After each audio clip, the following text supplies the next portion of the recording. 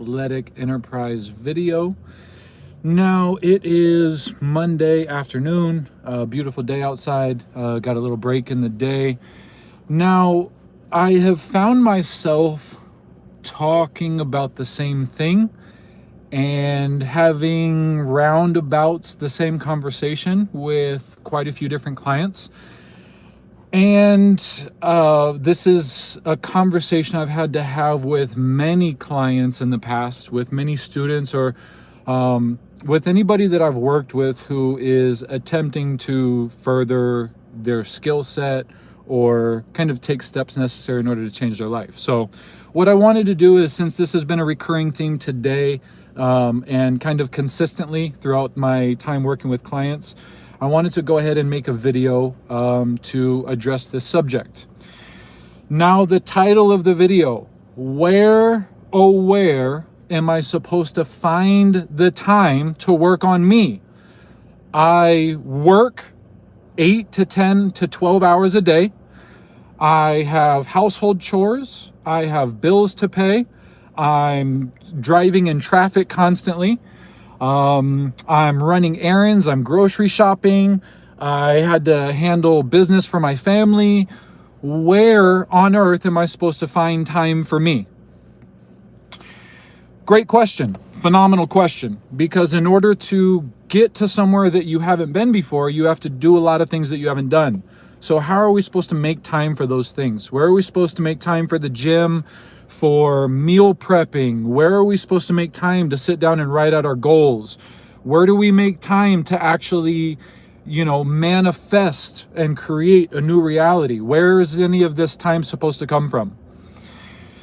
Now, in having a lot of conversations with a lot of different clients, I find a recurring theme. And this recurring theme might be something that ruffles quite a few feathers. But that's kind of my job. I have to show everyone how to think differently about certain things that they've been living through.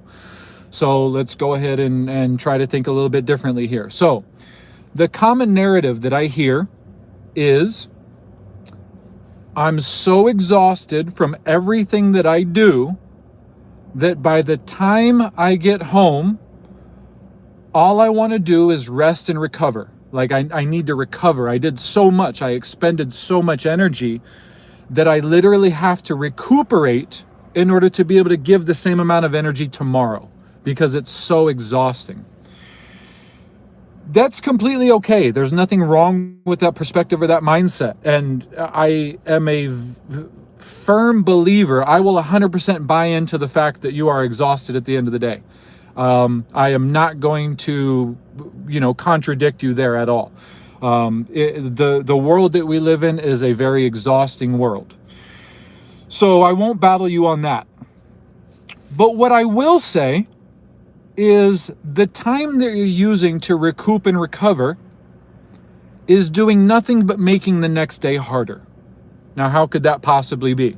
If I worked all day and I need to rest and recover in order to make tomorrow happy, or make tomorrow simply to give myself the ability to make it through tomorrow, I have to rest and recover. I tend to disagree. And this is due to my own life experience, the things that I went through, and the things that all of my clients who have made substantial change, I see them going through all of this. What's up, Karen? I appreciate you tuning in. So here's what I see happening. Through my own experience, I would wake up and I would work at a job at a bank, a financial institution. So I'd work at a bank for, 10 hours with traffic and all this. It ended up being anywhere from 11 to 12 hours. I went to the gym. I was getting fit. I decided to, engage in an exercise program. So I'd go to the gym, or I'd wake up, go to work, go to the bank, and then get off, go to the gym. And then when I got home from the gym, I was like, okay, I did my duty. I deserve my rest now. I get to rest. And so what I'd do is I'd, stop and grab a burger, or, I'd order a pizza, Maybe I actually really do tend to eat healthy for most of my life. I really enjoy eating healthy. So me spoiling myself would actually be like getting a steak to grill. So I'd go to the grocery store and get a steak to grill and get some veggies to throw on the grill. So basically I worked hard throughout the day. I went to my bank job. I put in 9-10 hours there. I dealt with horrible customers. I mean, I got yelled at all day long. This was exhausting. I was stressed out. I got off work, and instead of going straight home, I went to the gym. And so I went to the gym and I got, fit, got healthy. I enjoyed working on myself. And then I would go home and I would say, okay, I did everything that I needed to do. Now I earned my rest. I deserve to sit on my butt, eat what I want to eat, watch what I want to watch, hear what I want to hear, do the things that I want to do. I want to feel as much pleasure as possible in between the time that I just finished working and the time that I have to work tomorrow. Now, I did that for quite some time, and then I realized that that's all I was doing. I realized that in replicating that pattern over and over and over again, I was simply giving myself the ability to do the same thing tomorrow, and then again the day after, and then again the day after.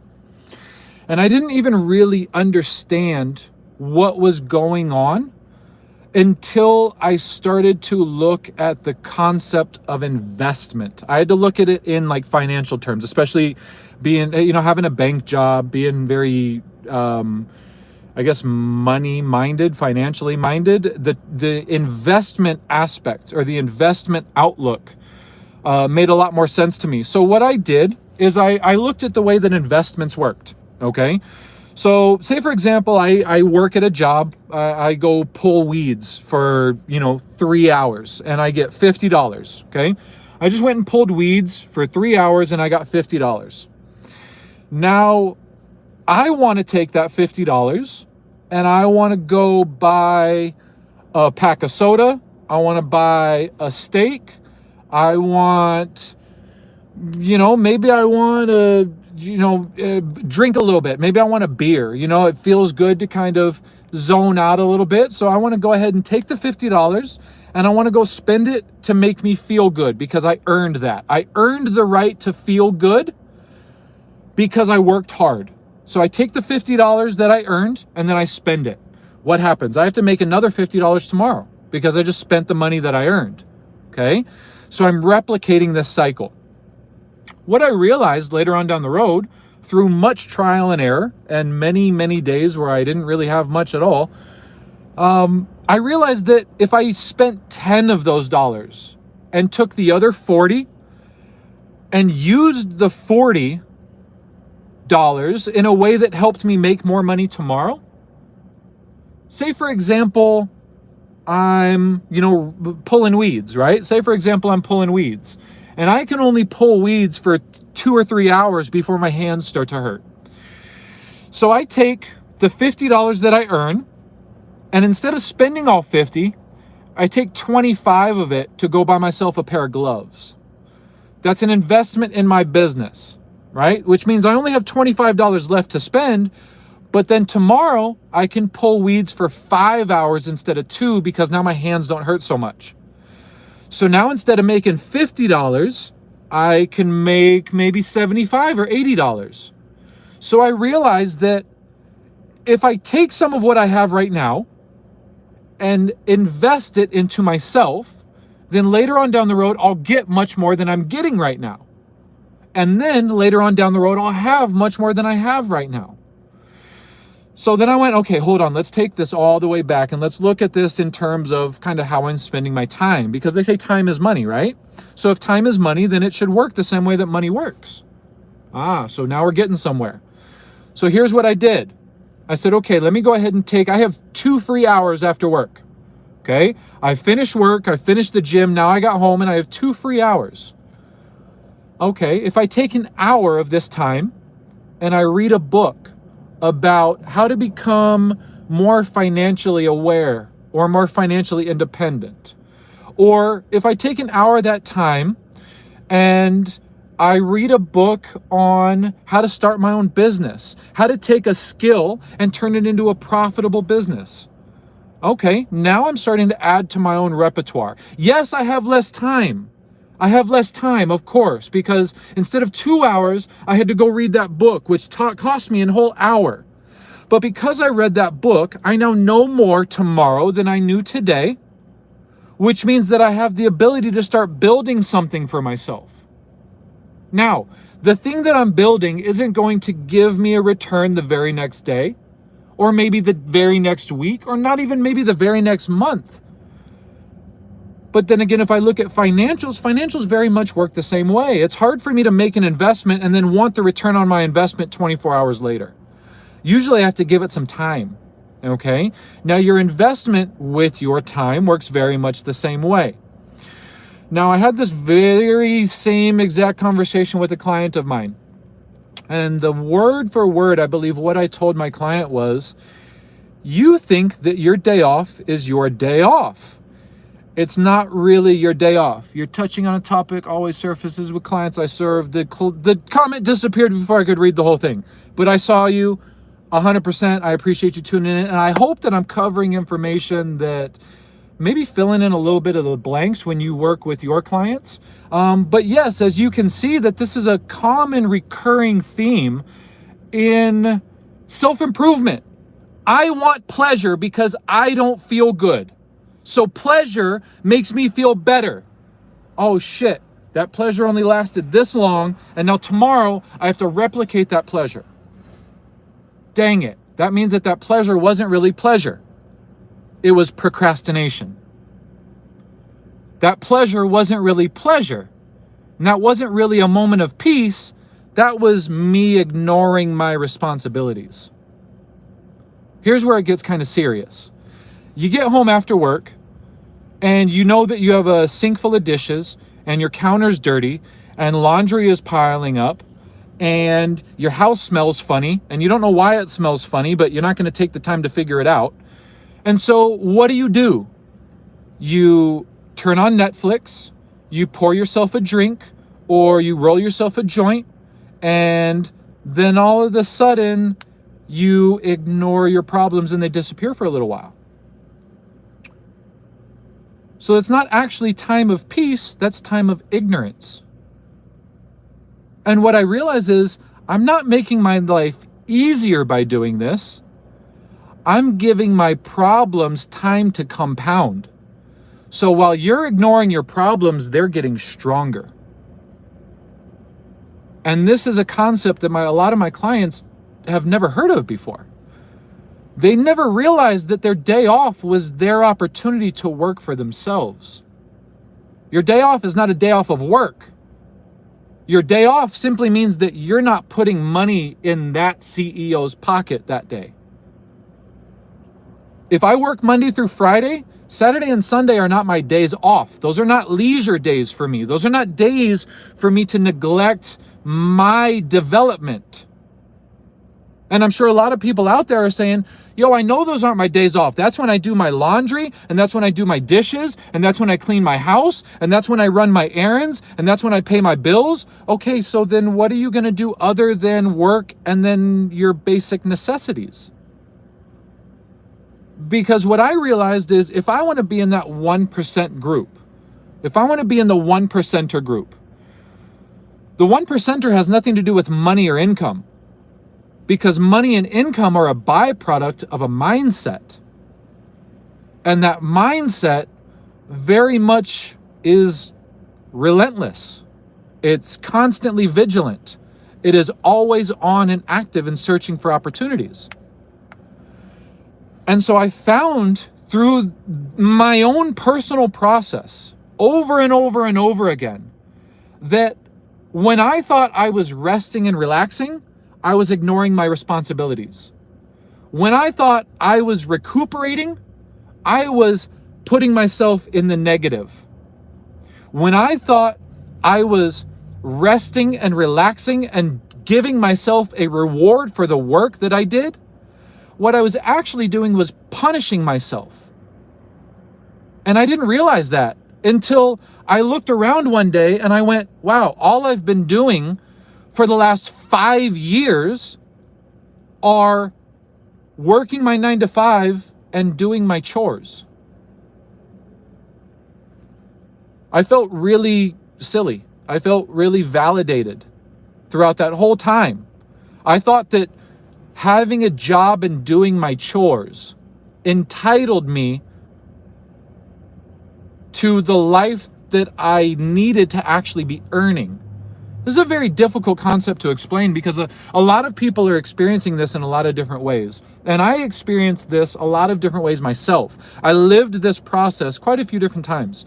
And I had to realize that I was repeating this pattern over and over again before I really took the action that was necessary in order to break this pattern and rhythm. Really, this is a rhythm. When I find myself in a rhythm, it's hard for me to break that rhythm until I do something that disrupts that rhythm. So I really had to start to kind of like throw wrenches in my gears almost. So when I found that I would get home and I was like, man, I'm exhausted. I've dealt with, customers all day. I, was late to work, so I had to deal with my boss. I had to deal with traffic all the way here. I went to the gym and I didn't even get to work out the right way because all of these kids were on their on their phones, hanging around the bench press. I couldn't even work out the right way. And I got home and I was irritated and I was frustrated, and all I wanted was pleasure. All I wanted was pleasure. The last thing I was thinking about was doing more work.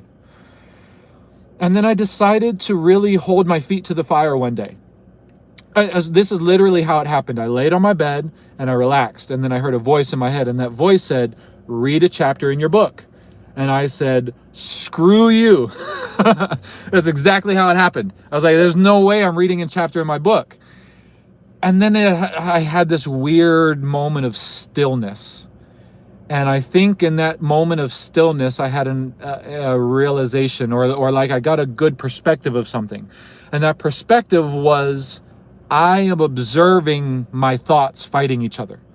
I'm observing my higher self try to fight for me. And I'm observing my lower self fighting to keep me where I am. And I had to make a choice. And as soon as I realized that the choice was in my hands, I literally jumped out of my bed like it was on fire. I grabbed my book, and instead of reading one chapter, I read 3. And then it kind of trickled. I'm a little weird like that, where I'm kind of obsessive. And if I light a fire under my butt, then I really get it going. And I'm like, all right, I'm not going to stop at 3 chapters. Now I'm going to clean my car out and I'm going to do this. It's like, as soon as I adjust my rhythm, I try to do as many things while I'm still in that rhythm as possible in order to reaffirm and reassert to myself that that's the action that aligns with who I'm trying to be. And so once I find that rhythm, I kind of frantically act. Because I think it was Tony Robbins that said that the only thing that causes us to change is massive amounts of action. Exactly. Very much so, Karen. We are the observer and the observed. We are the sculptor and the sculpture. We are the trainer as well as the animal being trained. And we're also the audience applauding. This is really, really trippy to have all of the perspectives simultaneously embodied in one shell, and to try to get all of these things to work together synergistically, not to have 3 separate pieces of yourself, but to understand how all of these pieces work together to push us towards our potential. So let me go ahead and try to be self-aware and understand that I have a habit of rambling sometimes. So I'm going to go ahead and bring this right back to the focus. Your off days are not your days off. Those are the only moments that you have to work on yourself. And if you spend the only moments that you have to better and work on yourself as pleasure-seeking moments, then all you will have in your life is very high moments of brief pleasure and long extended moments of disappointment. Because your pleasure lasts for a short amount of time, and the repercussions from not acting properly last quite a long time. Now, if you flip that on its ear, the struggle and the pain and the loss of investing lasts for a very short time. and the return on that investment, the thing that you get from making that sacrifice, lasts for a very, very, very long time. So I suppose the ultimate message here is that you are not entitled to being a lazy sack of garbage because you did the bare minimum. I'm sorry if that hurts to hear. I really am, because I know how painful it is to hear. I know that you work hard. I know that you are stressed. I know that a lot of the things in your life are not happening in the way that you want them to. But that doesn't mean that that entitles you to not do anything about it. And this is the hard realization.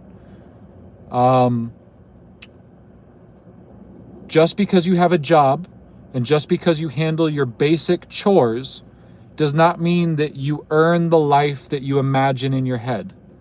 That comes separately. That is more work on top of your job and your chores. And I think this is why the 1% are the 1%, is because they understand that in order to be the 1%, they can't just simply do more than they're used to doing. They have to do more in relation to where they're trying to go.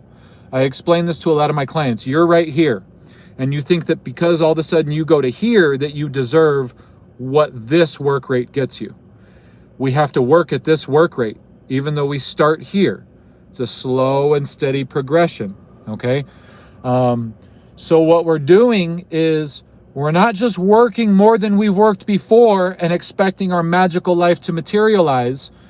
We're understanding that all of the work I'm doing is the bare minimum. That's the necessity for me to be a human person, for me to have a life in the world. I have to have a job and I have to do my chores. I have to clean up after myself. I have to handle my basic responsibilities. Now, if I want anything greater than that, if I want a $750,000 a year income, if I want my own business, if I want the freedom to travel wherever I want to travel, if I want the freedom to dress how I want to dress and go where I want to go and, eat what I want to eat and do what I want to do, that all requires sacrifice. And that sacrifice happens now. That sacrifice happens right now. So I had a client literally today tell me, I need to take a month off because I need to get my finances right. And I said, okay, I understand that. And he said, my online business just isn't where I want it to be. And I said, I understand that. But then I asked him a question. And I said, where were you the last 4 days? And where he was the last 4 days was taking a trip to California to go to a concert and to hang out with friends who own Ferraris and sports cars.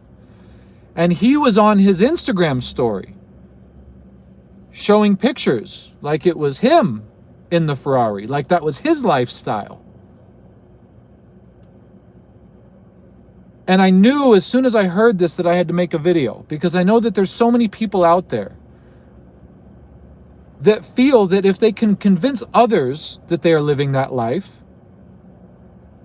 then that validates them. But I told him I would rather be it than look like it. And he realized that he was trying to either run from, ignore, disregard, or block out his feeling of failing at his business by trying to portray himself as a success to others. And I think this is a huge problem that a lot of us get caught up in nowadays, is we think that if other people look at me and see something, that that's okay, that's a good thing. Even if I'm not that thing, if they look at me and see that, then that's okay. And what I realized is there's so many of us out there that are not putting in the work that we want, that is required to put in, to get to where we want to go, but we still want to show others that we're there.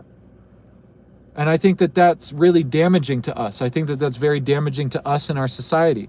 I think that's damaging to us as people, to try to portray that you are something that you're not, to try to make it look like you're a success when in reality you feel like a failure internally, to try to make others be happy with you because you're not happy with yourself.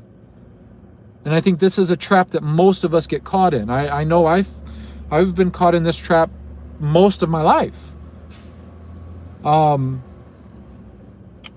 the day that I found myself kind of being ejected from this cycle was the day that I realized that what was important isn't what other people saw, but what I knew I was doing behind closed doors. I think that's what was most important, is I know what I'm doing behind closed doors. And I know that when that door closes, I'm reading books and I'm building an empire and I'm changing people's lives and I'm holding myself accountable in ways that no one else has ever held me accountable. And that's when I noticed my life started to change. When I stopped trying to use pleasure to make up for the work that I wasn't doing, I suppose.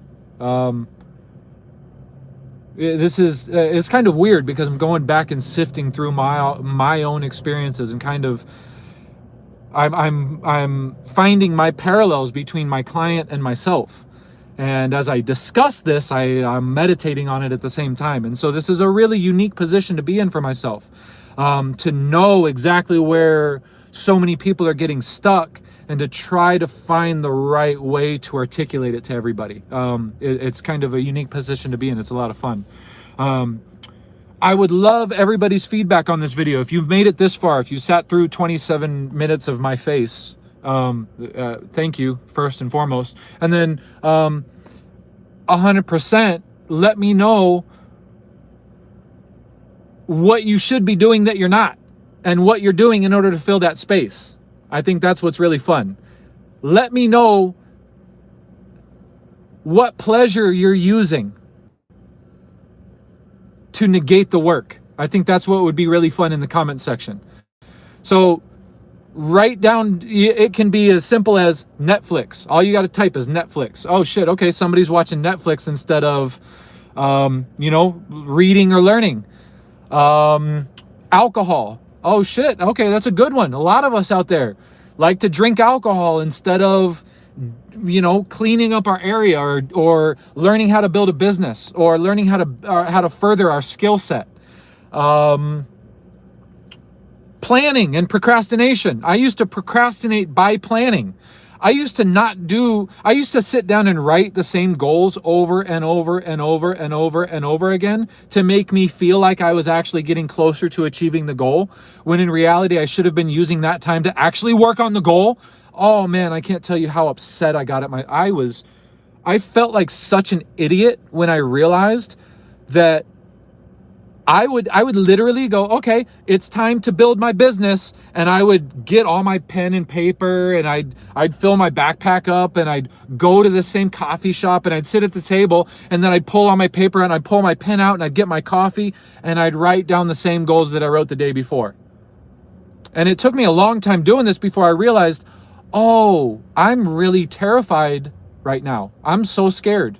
I'm scared of doing what I need to do in order to get to where I'm trying to go. And the way that I've been convincing myself that I've been making progress is by writing the same goals down over and over again. So I would procrastinate. I would procrastinate by over planning and over preparing. And I was really clever that way. I would convince myself that I was making progress when in reality, I was shooting myself in the foot. I could have been so much further. I could have been making these videos 2 or 3 years ago, but instead I'm making them now because I was procrastinating and I was lying to myself. So that was a hard one for me. That was really tough for me. There are still so many areas in my life where I am increasing my self-awareness and I'm realizing, oh, I think I'm doing something for myself. And in reality, I'm ignoring the actual issue. So this is something that I'm doing on a day-to-day basis. So let's write down in our comment section today, what we're doing instead of our work. So for me, I was procrastinating, I was planning, I would sleep, I'd take a nap, and I would convince myself that I worked hard enough. So I'd be eating Netflix or chilling or, trying to hang out with friends or whatever the case may be, instead of actually working on my business, instead of, getting another certification, or instead of studying my chapter, or instead of, developing my body or my goals or my skill set or my plan or my programming, whatever it is that I could have worked on but didn't and needed to. I had to eliminate all those other things that I was distracting myself with. So let's go ahead and write down what our distractions are. Let's write down what we're doing instead of, let's write down how we're spending our time on our off days instead of doing the things that we know we should be doing for ourselves. And in that way, I think it gives us the ability to simply look at it.